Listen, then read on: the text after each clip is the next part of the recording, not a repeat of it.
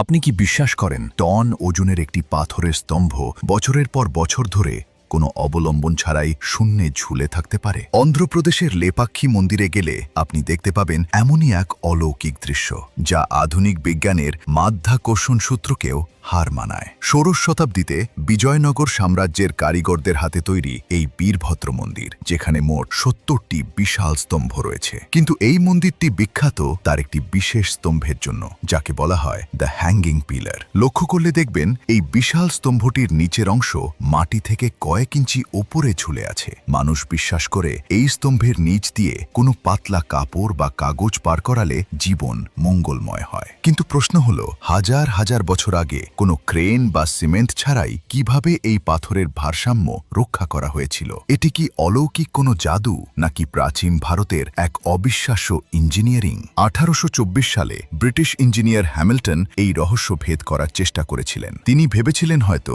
স্তম্ভটি কোনোভাবে নিচে লেগে আছে, কিন্তু যখন তিনি একটি লোহার রড দিয়ে স্তম্ভটিকে সরানোর চেষ্টা করেন, তখন পুরো মন্দিরের ছাদে ফাটল ধরতে শুরু করে। তিনি বুঝতে পারেন এই একটি স্তম্ভই আসলে পুরো মন্দিরের ভারসাম্য বজায় রাখছে। আসলে এই লেপাক্ষী মন্দিরটি তৈরি করা হয়েছিল ইন্টারলকিং পদ্ধতিতে, যেখানে পাথরগুলোকে লেগো ব্লকের মতো একে অপরের সাথে এমনভাবে আটকানো হয়েছে যে একটি সরলে অন্যটির ভারসাম্য নষ্ট হয়। এই ঝুলন্ত স্তম্ভটি আসলে মন্দিরের ওজনকে চারদিকে সমানভাবে ভাগ করে দেয়। এটি প্রাচীন ভারতের সেই উন্নত প্রযুক্তি যা আজকের ইঞ্জিনিয়ারদের কাছেও এক বিস্ময়। আমাদের পূর্বপুরুষদের এই প্রজ্ঞা এবং স্থাপত্যশৈলী আজও মাথা উঁচু করে দাঁড়িয়ে আছে। আপনি কি কখনো লেপাক্ষী মন্দির গিয়েছেন? এই স্থাপত্য আপনার মনে কি অনুভূতি জাগায় তা কমেন্টে জানান। আর এমনই রহস্যময় ভিডিও দেখতে আমাদের চ্যানেল এভরিডে আদিনাথ সাবস্ক্রাইব করে আমাদের পাশে থাকুন।